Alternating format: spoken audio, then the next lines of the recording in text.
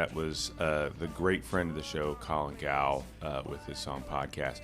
I do have to say, since this is the first one that we've recorded since Colin's closed its original location, I'm gonna pour out a little bit. I'm gonna pour out a little bit of my tea. Actually, I'm not. We just had the carpets cleaned this past weekend. You literally just had the carpets cleaned. Suzanne would kill me. But shout out to Colin for his 20 plus years of service at that location, and I don't think he's done. That's a tease. That's a tease. That's a little bit of a tease. So I'm here. I'm Steve Shoney. I'm the city manager for the city of Upper Arlington. I'm here with my sidekick. Sidekick's okay. Yeah, sidekick. And the city attorney.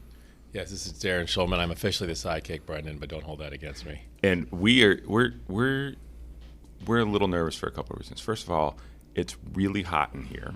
And we're wearing our sweaters. But nothing else. Just our sweaters and boxer shorts and nothing else, because it's that hot in here because the AC is out. No, actually. That is not the truth. That is not the truth. But it's a little warm. And when you're interviewing the president of city council, and you and I are both hired by city council. Yeah, there's double layers. He's super important, and he's literally our boss. He's literally our boss. Let's leave the super important. So he is also a super fan, not a Gary Schulman level. He's like fan. One notch below. We've determined he might have missed one half of an episode, which gives my dad the number one spot. Gives him the edge. Yeah. My wife did admit to me the other day. She's like, "Now I'm a little behind." Like, how behind? Oh, just don't worry about it. Which one should I listen to? I listened to Colin. Wait, that was like our second episode. Yeah. Which, before we leave the Colin thing, if anybody is feeling the desire to hear a little bit more Colin, that was episode 4 or 5? And it is really one of our favorites, because I think that was the one we had Katie Reese on talking about trash, too. And Insane Clown Posse. And so we talked trash, we talked Insane Clown Posse. It was a good time. So if you're looking for a deep cut, go back and look at that.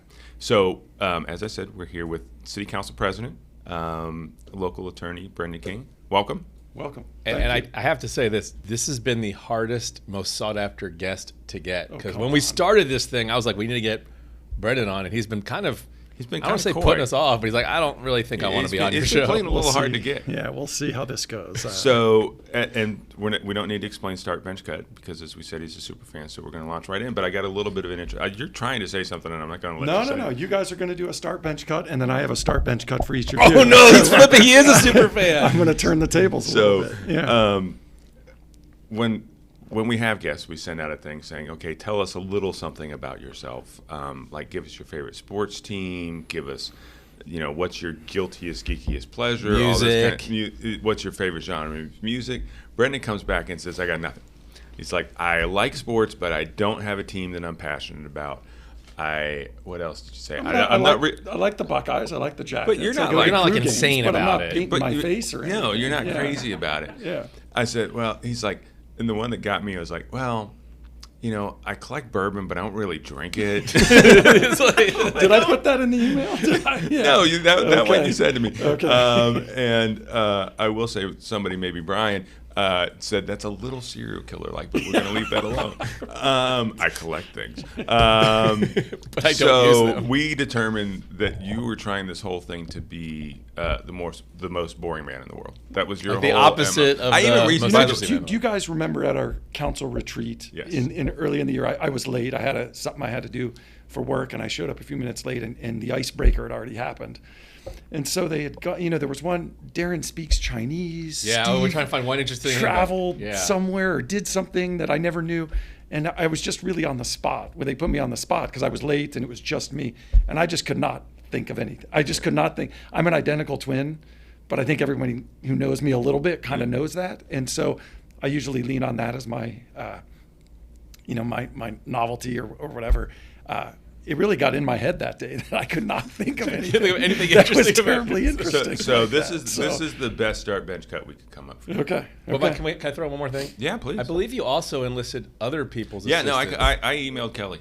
Really? Yeah. Okay. She was very kind and the wonderful person that she always is, but she's like, no, she had nothing for me. Okay. We didn't get any inside scoop. And we also had another guest that went to college with him. And he didn't have anything interesting to drop on us either. No, yeah. Like we wanted like college crazy stories. He's like, no, Brendan was good. Yeah, he said that the whole reason you were the frat president is you were the only one who was responsible enough to do it. A sucker enough to do it. And we're like, okay, that's on brand. Yeah. So this is the best we could come up with for you for a start bench cut, and it's breakfast foods. Okay. Plain oatmeal, dry white toast, and we got a little crazy. This might be too much for you. Bran flakes. Okay. I would cut the bran flakes. We cut the most interesting one. God. I would go with the oatmeal, and I'd start the oatmeal, and I guess I'd bench the. Toast. What was that? The toast was the third one. Yeah. We didn't even put butter on it. Like it's just toast. Now I do have another one for you that Darren doesn't know about this. Okay. But so potential hobbies, because clearly you need a hobby. I have hobbies. But you're about to roll off council. Yeah. You need to fill that time. You've Sure. got your fill existing that time. hobby. So Sure. I got 3 things for you. And I don't know what these are, so if they're No, bad, he has no don't idea. blame me. Golf cart conversions, like tricking out golf carts. Oh, like I know how. That one's cut, but know okay, how- I'll I listen know to how- the other two. So starting a high school pickleball blog called 270 Pickle, Okay. or being a podcast booker and co-host. Oh. Because I know there's a podcast that is searching for someone who can actually book guests. Yeah. And, if you can book guests. You sure you don't want to cut that one, Brendan? I'm just saying. That one would be fun. That one would be fun. I have, in listening to this podcast, I do think, all right, who can I help them get, or who can I, and so I haven't really acted on it, but I've thought about it. Yeah. And That's then probably more than some other people on the podcast have done. So I'd start that one. I would cut the anything related to golf carts, obviously, and then what was the starting 270 Pickle. Oh yeah. I had a friend just this week tell me, he asked me if UA's soccer was going to be any good. My son is a soccer player, has a lot of good friends that play for UA, and I kind of know the landscape of the area. He's told me I should start 270 soccer this week. Well, you could do 270 soccer and 270 right. Pickle. You would be the only person having a combined soccer Right. / pickleball blog. Yeah. So I got to pick up pickle first, I suppose, before I. Have you ever played pickleball? I have a little bit. Yeah. I'm going to play Sunday, as a matter of fact, for the second or third time. So we'll see. Yeah. It's fun. If I'm at council on Monday night in a walking boot or something, remember we had this conversation. And I'm not saying that would be particularly interesting, but that would be very notable that you got injured playing pickleball. Yeah. I don't know. I don't know anybody who's ever done that. No one knows pulled their calf playing pickleball, Steve. Don't know anybody who's pulled their calf or jacked their back up or anything like that. We do have a great chiropractor right down the street at Ohio Chiro who's helped me through both of those. Down the hall from my office. Yes. Exactly. That's right. All right. I've got a start bench cut for each of you. Actually, I have one for Steve and 2 for Darren. So I'm going to turn the tables on you guys. Steve, in listening to the podcast and knowing you, you've lived in Toronto, Athens, and DC. Oh, that's easy. So start bench cut those 3. That order: Toronto, Athens, DC. And you would cut DC. You cut our nation's capital? Have you followed the news at all? Not Not because of the but capital, the energy, but the city. experiences you had. No, I mean it's. When I lived in D.C., I went to grad school at the University of Maryland, which, for those who don't know, is right outside the district. Then I worked downtown for 2 years, and D.C.'s a weird place to live because either you make literally no money, or you make an obscene amount of money, and there's nothing in between. And so I got to think at that stage you were in the making no nothing. money Yeah, group. right. Yeah. Athens is, it's where my wife grew up. It's where I went to school. Jeffrey's down there right now. It is the Harvard of the hockey. It is the first and the greatest in Northwest Territory. It is, Nirvana. Brian and I are like rolling in our eyes. Yeah, it's a pretty special place. So that would be number 2. But Toronto is. You have like a love interest. Well, with Toronto. I lived there for a year, and it is basically take Chicago, get rid of all the dirt, turn the L into streetcars, and make 50% of the people there immigrants. Okay. And that's what that's if you spend any amount of time in Chicago, that's the vibe. It's got a great theater scene, really vibrant. The food scene is just off the charts. I just love how Steve loves Toronto so much that he's elevated it to like the top of the world cities. It's like he's like, there's Paris, London, and of course Toronto's got to be right up there, right? I'm not sure anyone agrees with that. But. Oh, you bet you, All right, let's turn to Darren now. Darren, I have two. The first, you and I went to a Jackets game a few years ago, so I know you root for the Jackets. I do. I know you're a Northwestern alum. You like Northwestern basketball and football. Yeah. Start, bench, cut the Jackets, Northwestern basketball, Northwestern football. Oh, man, that's brutal. Okay, so cut. Or is it brutal in the same way when we ask Browns fans? It's becoming a lot like that, actually. When we ask about Browns for number 1 overall picks. It's a lot. It's not quite as painful as the Browns because like I like them all, but they also cause me extreme right. They pain. all have like career winning percentages of about 25%. Yeah, it's like extreme pain. I'm going to cut off recency and start Northwestern football. Okay. Because that causes me literally the most pain when they lose. Okay. And it's a fairly painful fall. This years. Fall is going to be the worst if you follow our coach. Didn't they go 1-11 last year? Yeah, and I don't know how you can get worse than 1-11, but they're going to find a way. Sure, we're going to find a way. But you kind of get the. They might get that dead cat bounce though. The whole let's rally around the program and. I think they're going to just quit, but I hope they do. Didn't they lose a bunch of transfers too? They lost everything. They lost all their recruits. So you go to college. Your freshman year, we went to the Rose Bowl, and you kind of associate those kind of awesome feelings in your friends, and we have text chains about how miserable we are. So I have a lot more than just the game to go with Northwestern football. I'm going to bench the Blue Jackets because I'm probably a super fan of the Blue Jackets, but they're professional. You don't have that same tie to them, and I think the game we went to, they lost like in the last second, like most of the time. Yeah, pretty standard. But the thing I like best about the Blue Jackets is their staff is really nice. I'm a half-season ticket member, and they really give you kind of that family feel. Like they're very personal touch, whereas if you're a Yankees fan, they're just like, whatever, we're going to sell the tickets anyway. So I do love the Blue Jackets. Northwestern basketball doesn't cause me as much misery because there's zero expectations. We've gone to the tournament twice, and I got to go to one of the games, so I do like them, but my life will not be hurt too much if I don't have to watch them being in the bottom of the Big Ten every year. So that's my ranking. Okay. But it did hurt me a little bit because I do love Northwestern. Yeah, so that's a good one. Do. Okay, so my second question for you, if I'm correct, you do 3 podcasts. Uh-oh, don't do it. You do one that we're doing right now. Yes. You do one with your brother. I do. Which I've never listened to the other 2, but you do one with your brother. Yeah. And you do a movie review podcast. I do, yes. So pretty convenient number 3, start, bench, cut. Oh, I mean, it's like when you asked my dad about me and my brother and Parker. Well, we knew Parker was going to get started. She got saved from the fire. Remember, she got put in the fire. Is Parker on? Is she on your podcast with your brother? No. Okay. Well, she actually walks in the room sometimes and like talks in the background. So I would say, oh man, I'm sitting here with Steve. Actually, okay, I have a good answer for this. Oh. Steve is going to... Which is a non-answer. I'm going to start... This is the lawyer's No, this answer. is legit. I'm going to start this one, and I will tell you why. It has nothing to do with Steve because I don't want to give him any compliments. It's because he doesn't have to book anybody. And so I just show up. I really like this podcast because I actually get stopped on the street and people like listen to it and recognize me, which is really weird. Like, hey, you're the guy from the podcast. And I'm like, I am the guy from the podcast. So, but I think that really makes me feel good that the reason we started it was to kind of get out there, get introduced to the community.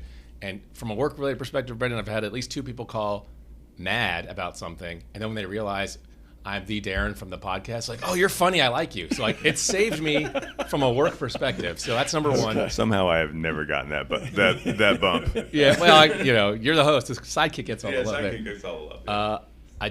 I don't want to insult my brother, so I'm going to bench that because we have to keep doing it because it's really our time. He lives in Seattle, and I'm here. And, with the time zones and we both have kids, we don't get to talk as often. So, like, literally that hour is when we're just sitting there catching up and joking about stuff. So it's kind of valuable, even though I think we get 10 listens a week or something.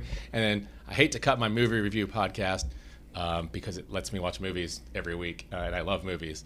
But I probably could do a blog instead on that, so I can cheat the system and still review movies written. We did have one of those like primetime TV crossover moments this spring where I was actually on the Shoal Bros podcast. Shoal Bros Week in Review had Steve. It was like when Laverne and Shirley would show up on Happy Days. It was very weird.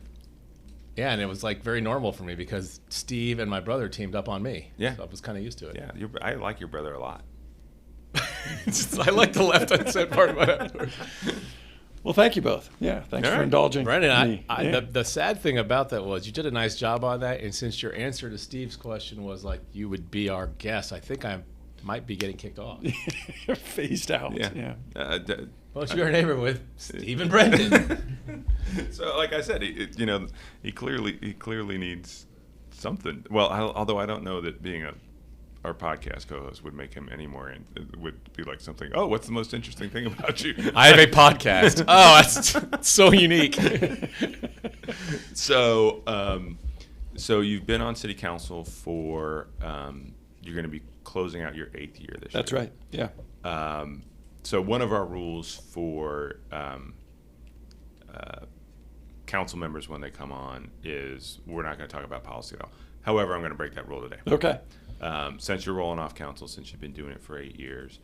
But we'll come back to that. First, this is not your first time in this office. You've been in this office right. Yeah. for a lot of years. Sure. You want to explain that to Yeah. So I moved to Upper Arlington when I was 5 years old because my dad got the job as the assistant city manager for Upper Arlington. He was we had lived in Western New York, and my parents are Northeast Ohio natives, so they wanted to get back to Ohio.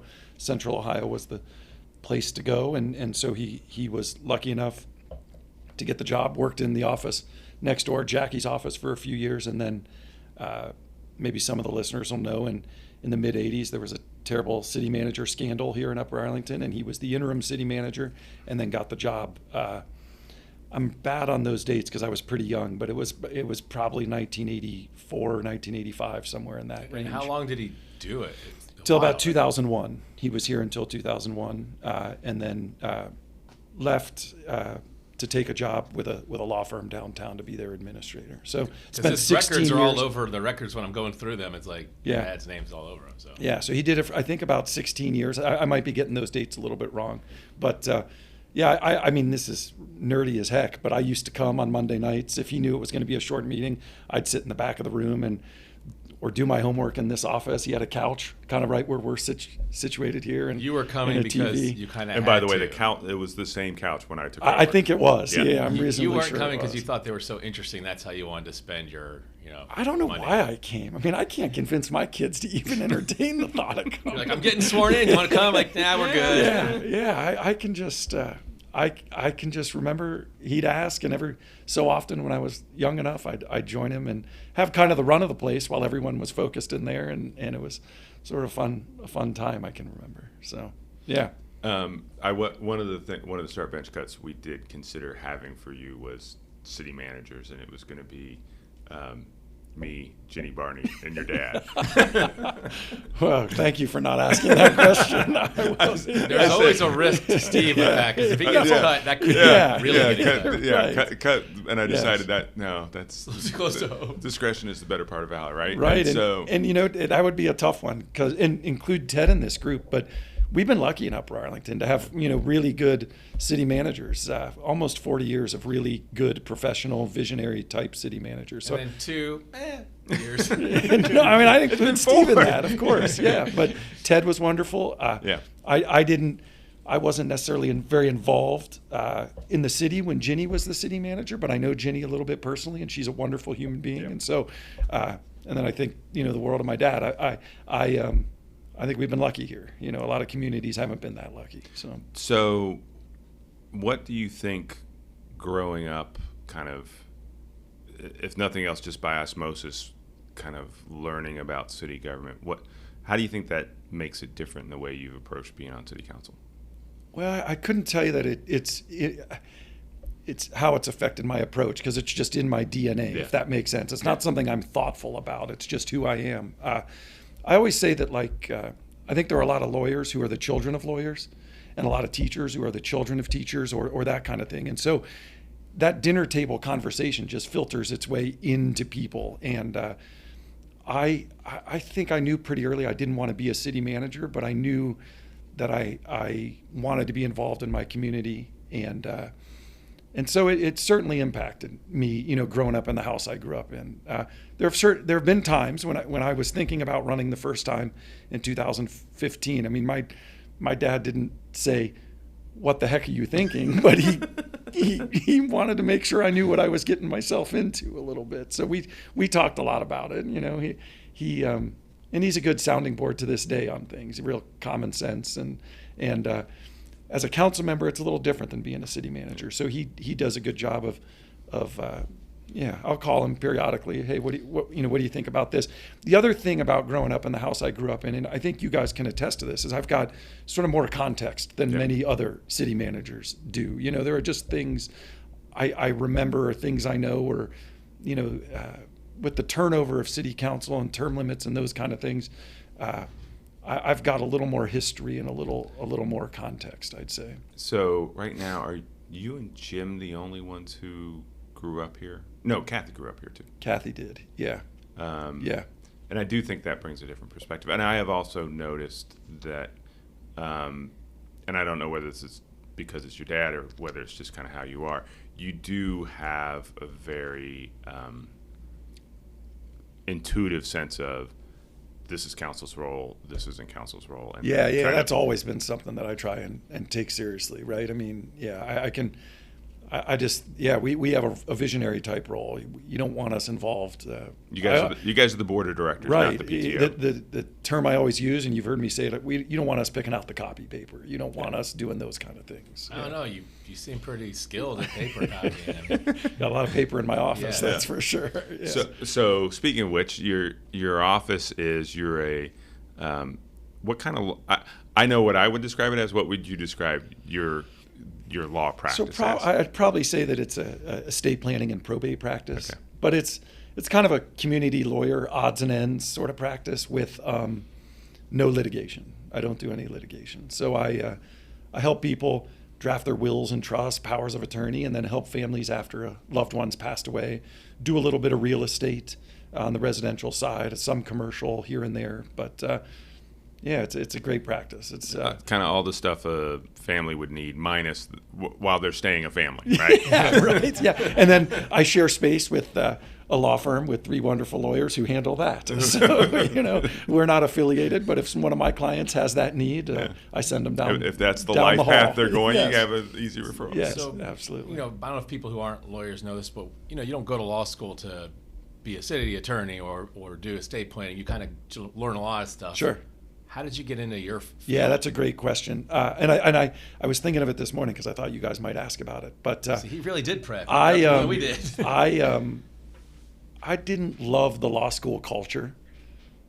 I mean, there are people that really lean into it. I was not one of them. And so I wanted, and maybe I wasn't smart enough at the time or intuitive enough at the time to figure this out or articulate it, but I didn't want, I've got to be diplomatic about this. You don't have to. You're term limited. I have found a practice area where I don't deal with lawyers very much. Right? I deal with families. I deal with individuals, but there's not an adversary on the other side, and that would not have necessarily suited me very well to be in that sort of practice area. So I clerked for a firm in law school where they did some, litigation firm. I learned a lot. But I also learned that wasn't going to be the right fit for me. So I tried to find... Did you know that going into law school? Because sometimes people go in thinking, I'm going to be on Law and Order, and then they learn through a class, or did you kind of learn it in law school? I learned it in law school. Yeah, I wouldn't... I don't know that I could have said I want to do that or don't want to do that. Yeah. How about you? So I always wanted to be a prosecutor. Okay. So I went into law school planning to be a prosecutor, and that was one of my first jobs out of law school. So... no, I was looking for the Law and Order drop. Yeah. And the funny thing with the Law and Order drop is this is going to sound hokey, but Law and Order, Jack McCoy was I always wanted to be like him. So I actually did want to be like Law and Order, and I did it for a while, and I liked it a lot. But I also wanted to go to public policy school to be city manager. Oh, really? And I applied to both public policy school and law school, and I got into better law schools than public policy. Okay. Because I think a lot of public policy schools, you have to have a job first, right, Steve? Like you need experience. No, it's just the higher standard. The higher standard, fair enough. So I fell into this. I could have been city manager. Probably the funniest thing I'll say all day. So anyway, that's my backstory. That's my secret origin story. I did not know that was your origin. Then I always wanted to do government stuff. You weren't bit by a spider somewhere or something like that? I probably was, and that caused me to held me back a little bit. Yeah. Don't have any powers though. Yeah. But let me just close the loop on my practice. The beauty of it is, again, that I help families and feel like I help families and all of that. And then the real nice thing is, having done it almost 20 years, I've helped in some cases 3 generations of one family, you know, with a death of a loved one or an estate plan or a sale of a property or something like that. So it's really gratifying work. And you're a solo practitioner. I am. Yeah, I have an assistant, and I share space with a 3-lawyer firm. But yeah, it's just me. Yeah. Yeah. So what you talked about, different kind of law, and we have 6 lawyers on council. Which has to, I can't say it has to be a record, because I guess in theory you could have 7. Yeah. But I can't imagine there's a lot place that does. No. But you guys do all approach it. You can see the different kind of law that each of you practice. Absolutely. In the way you each approach a problem. I would agree with you on that. Yeah. I think there's. So, even though there are 6 lawyers, there are sort of 6 different styles of lawyers and 6 different viewpoints as a result. Yeah. There are some that are very about the policy. There are some that are very about the regulation. Right. And then there are some who want to really talk through. Yeah. Brian Close. Yeah. Right. The issue. So, but the interesting thing is there are 6 lawyers. They all do different types of law. I think pretty much all do. I think so. Yeah. I think you can say that. And none of them, and because everyone always was like, Darren, why would you want to be city attorney when you have all these lawyers? They're going to be in your second guessing you or be. Yeah. Never, because it's like you guys. Everyone knows their specialty or kind of what they're good at, but they also know that I don't practice this area, so I don't. Sure. So actually, it's been really gratifying for me because you understand the language that I'm telling you, but you don't necessarily say, "Well, I don't think that's right because I'm a lawyer." So it's actually very nice to have the lawyers on the council. And Jim's great too, even though he's not a lawyer. When I ran, talking to a friend who had been on council before that was a lawyer, he made the point that as a lawyer, you're able to digest and work through sort of dense documents and those kind of things, and that skill lends itself to working through the packets in preparation for the meeting. So I would agree, and I would hope to agree with Darren's point that we don't over lawyer and step on your toes. Hopefully not too often. Not. No, I mean, and I appreciate the insight that someone comes with. Hey, this is how I draft my complex documents for a transaction. Like, oh, cool, that's helpful. But it's never like, I don't think we should do that with this case because I would litigate it this way. So it's actually a great partnership, I think. Yeah. So we're recording this in late August. We're heading into a municipal election season. Sure. We've got 4 folks who've decided to step up and try and serve the community and are running for the 3 spots we've got. To the folks who are running, but even more generically, to somebody who is thinking about serving their community by seeking elected office and coming on to council, what advice would you give somebody who is thinking about running for local elected office? Oh man, that's a tough one.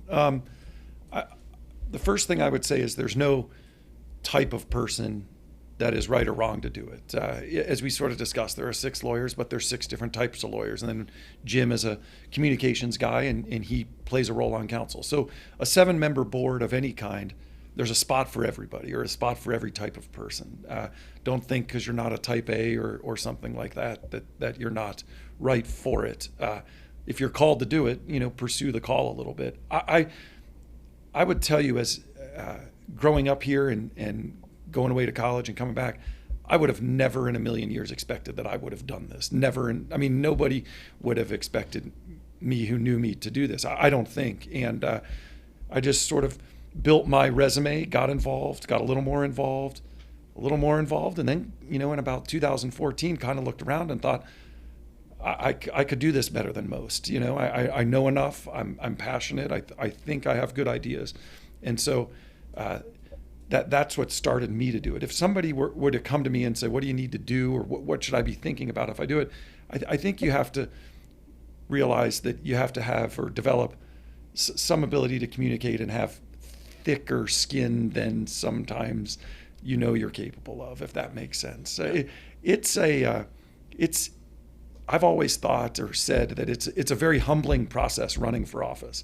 you think it would be empowering when you see other people do it. Look at all, Brendan has 1,000-yard signs around Upper Arlington. Everybody loves him. I could tell you right now who I know that I consider a friend that did not put a yard sign in my yard. I couldn't tell you who did put a yard sign, but I could tell you about 3 or 4 people I've known my whole life that just don't do yard signs, and it's just, that's the way you are as a candidate, right? I mean, you just become sort of aware of everything. And so make sure that you have a good family that behind you have a good support system behind you, and that you're doing it for the right reasons. I'm a real believer that if you're coming at this for one issue, or if one particular issue is what got you interested, then it might not be right for you. And frankly, you might not be fulfilled if you're in the role.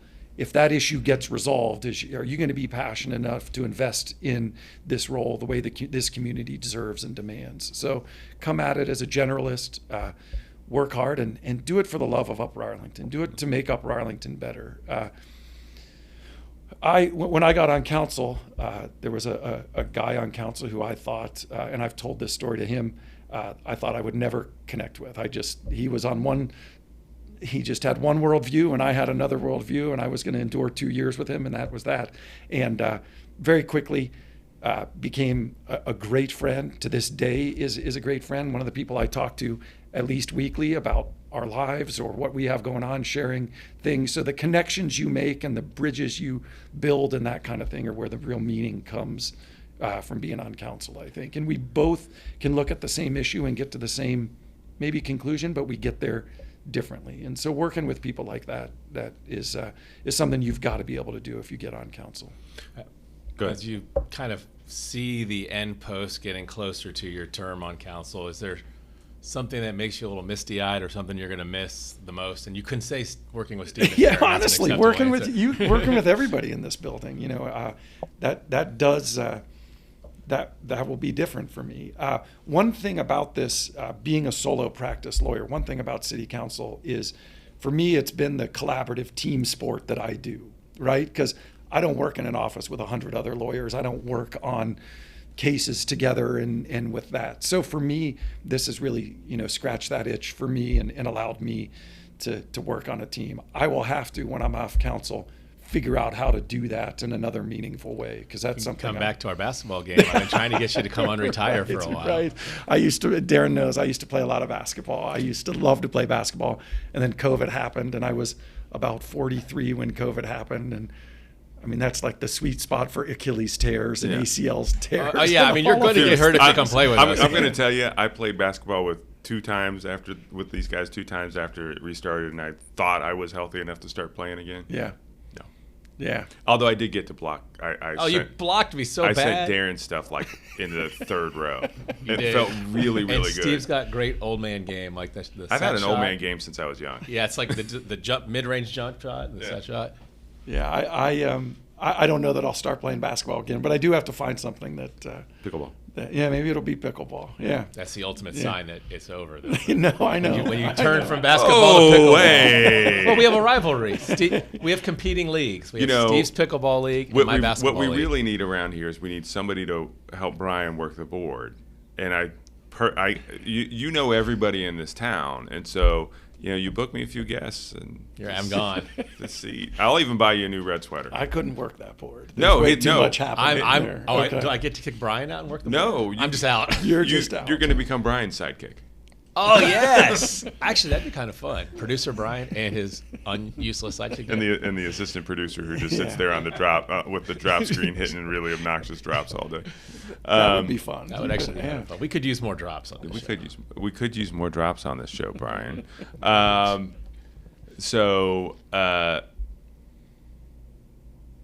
What are you most proud of that you did in your because you did 8 years on council, and then how many years were you on Parks and Recreation? Maybe 6 or 8 years. I'd have to think about it. So looking back, that's 16 years. Sure. And maybe even before I got on council, something super important that I think I helped with. Right. I ran the 2014 issue 23 levy, and with it we had a great team. And so when I say I ran it, I just was the person whose name was on 1 or 2 things. But we assembled a great team. that council recognized how important that was for the future of. Okay, so yeah, it raised the income tax in Upper Arlington from 2% to 2.5%, which saved us from financial ruin, and basically. dedicated that 0.5% increase to our infrastructure. Yeah. So, credit to the community for coming out, understanding the issue, voting yes, and like Steve said, we'll never know, but there's a belief out there that it saved us from financial ruin. I mean, we were our streets and curbs and gutters were decaying, and we didn't have an income stream to get it where it's gotten here in the last 9 years. The city was built financially on. It used to be the city's got a lot of more property tax revenue. Right. Cities like Upper Arlington did really well with the estate tax. Right. And you take those two things right away, and then you have the Great Recession, and the city was in tough straits. Yeah. Yeah. That estate tax in Upper Arlington was interesting.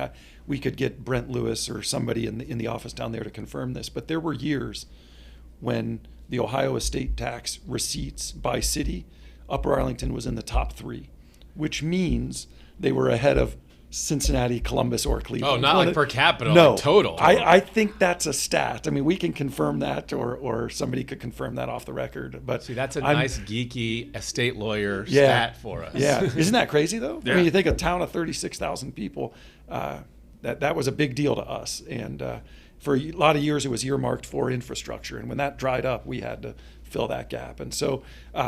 Certainly, that's one of the things, back to Steve's question, one of the things that I'm most proud of was being involved in that, because it's 10 years almost in the rearview mirror. It's something we take for granted at this point, but it did save the city and change the city. Well, and it enabled everything we're doing today. So the community center does not happen 100%. Without that. Yeah, that wasn't we couldn't even conceive of that. We couldn't, that wasn't the motivator for the income tax increase. It really was our streets and sewers and curbs and all of that. But it freed up the dollars to allow us to be able to do the community center that we've done. So then the other one is the community center. I mean, so Fishinger Road's your fault. right. Yes, I have a friend that I've said this. I think it's hysterical. I have a friend that lives off McCoy Road, and last year he told me McCoy Road was my Benghazi. that's what he, or whenever McCoy Road. I think they finished up last year. I thought that was a great line. And boy, if McCoy Road was my Benghazi, I don't even want to know what Fishinger Road is.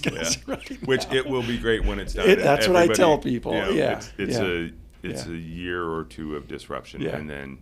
Yeah, I've got a friend who lives on the west side of the river and works in Victorian Village, and he says he puts a helmet on every morning as he drives Fishinger Road. It's better now. It is better now that the other side of the street. I think your answer is very interesting, Brennan, because we'd be just fine if he went all the way down to Fifth Avenue and got across that way. Right. You talked earlier about how why you run for council, you probably don't want to run on one issue. Sure. Your example of income tax is a very nuts and boltsy kind of making good government work that isn't the kind of issue. No one's voting saying, I want to come in here and make sure the city's got great resources. So I think it's a very interesting answer that shows what you are really working on when you're on city council. Right. It's these kind of nitty gritty things that make the city work. It's not big, glamorous, not Congress type stuff. I mean, I think it's cool, but it's not like the stuff you see about newspapers and things like that. So, and I interrupted you when you were. Well, I mean, we can't talk about my 8 years without talking about the community center. It's a dynamic shift. It's a change. It's something.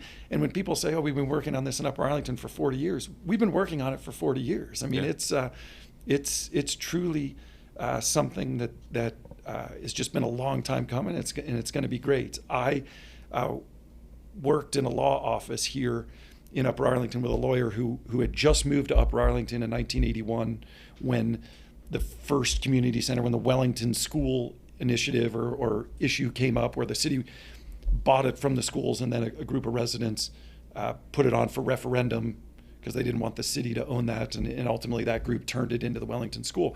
But he had just moved here. He lived in Bexley his whole life. He just moved here. He helped with that. And he said he and his wife had conversations or seriously thought about moving back to Bexley because he couldn't believe he moved to a community so stupid they couldn't pass that or couldn't understand the big picture there. So it's something that, we've just been needing and wanting for a while. The other thing about a community center that I always said and thought, Well, first off, when I was in college, I worked for the city of Dublin in their kids camps because my dad was the city manager here. I couldn't work for the city of Upper Arlington, so I worked for Dublin. And I went to work in their community center every day, and I'd drive kids around the region.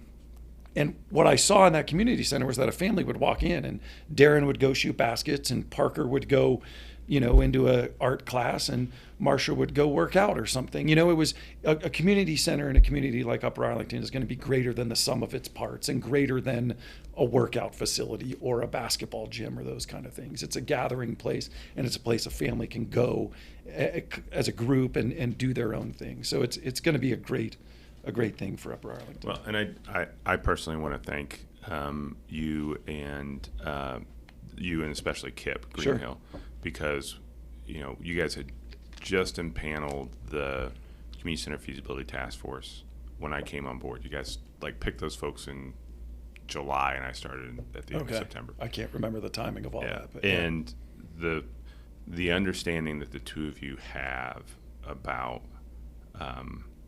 how this community processes big things was second to none.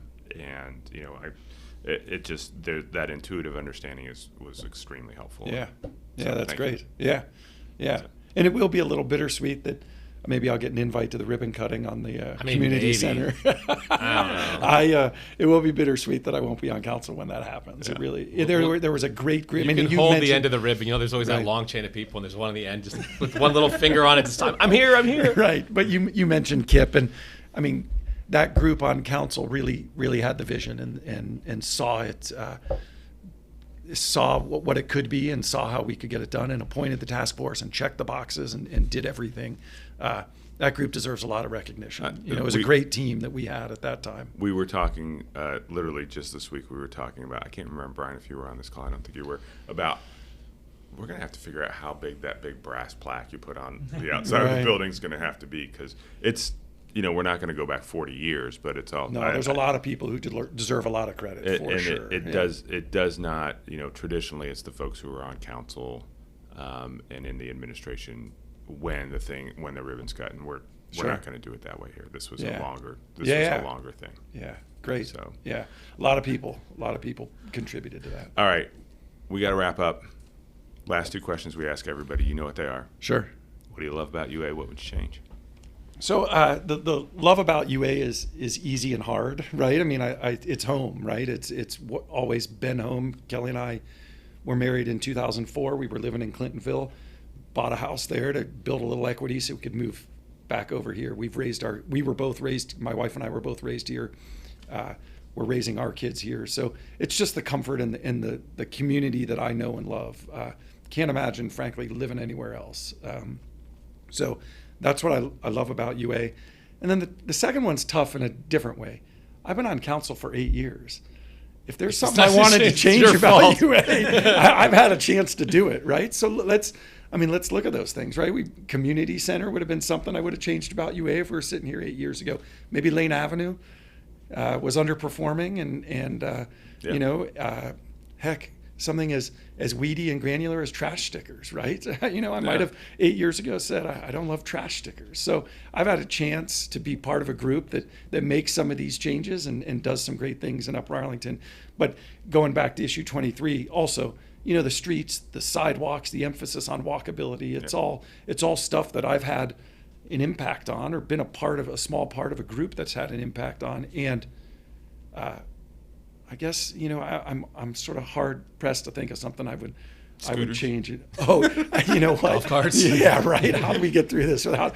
I don't really want to open this up. No, that's why I went scooters, not golf carts. You got golf cart adjacent there. Yeah. No, I mean, obviously, anyone who's spent more than 5 minutes talking to me knows that I'm not crazy about the golf carts around the 4th of July that happen. The non-street legal golf carts. The non-street legal. Yes. I mean, I'm not crazy about the other ones either, but that ship has sailed. So, it's the non-street legal ones. Well, we make this joke with about a third of our guests, but I think with Brendan. I know where you're going. heightened importance, but we're glad that you didn't say for what you would change your city attorney and your city manager. You do make You that actually joke. could do that. No, I would. I mean, you guys Now, if open you- the door, so let me walk through it. I mean, I know that one of the things, and I talked a lot about bricks and mortar and stuff. I mean, really, one of the really rewarding things is being a part of the hiring of great people like the two of you. It's been, you guys have great vision and do a great job for Upper Arlington, and in that you don't want council here in the day-to-day stuff. We trust, council trusts good people like you two to do the work, and so that makes it really, really makes our job on council easy, knowing that we've got good people doing good work. Well, thank you for that, and not to make this kind of a mutual appreciation society, but I do think you guys, but I will, and so I do think you and your colleagues look at and as I watch other communities around Central Ohio, you guys make it easy to say yes to taking a job here. Yeah. As you think when you're looking at city manager jobs or city attorney jobs, the first question is, can I work with this council? Sure. Are they well led? Are there any bomb throwers? Are people in it for the right reasons? All those kinds of things. And I think you and your colleagues on council, both current council and the two other elections that I've been through, it's consistently been what you said: people who are in it for the right reasons. They don't all agree, and that's even better. Yeah. So, thank you for that. The other thing that you could have said that you would change is the lineup for the podcast, because I think you've got an interest here, and if when you're done on council, there's a real desire there, and you can give me a couple bookings, then we can talked talk about one. Yeah. I've got one I've been working on, but they're hard to pin Well, and down. actually, you've already gotten us a booking, Is that true? and that played into another booking. Yeah, you got us Eric Schmidt. Oh, nice. Yeah, you did. Yeah. You're actually already ahead of the game for me. Yeah, you're way. I mean, I was kind of hoping, I wanted this episode to be a success because, I like you and you're interesting. We have a good work relationship. But now I'm Did you kind say of I'm wishing interesting? Yeah, I mean, Okay. Thank you. but now I kind of wish it bombed because I'm seeing a threat to myself. Hardly. Can we edit this creatively so the fans are like, that Brendan episode was the worst? Brian's indicating that it would take a bribe.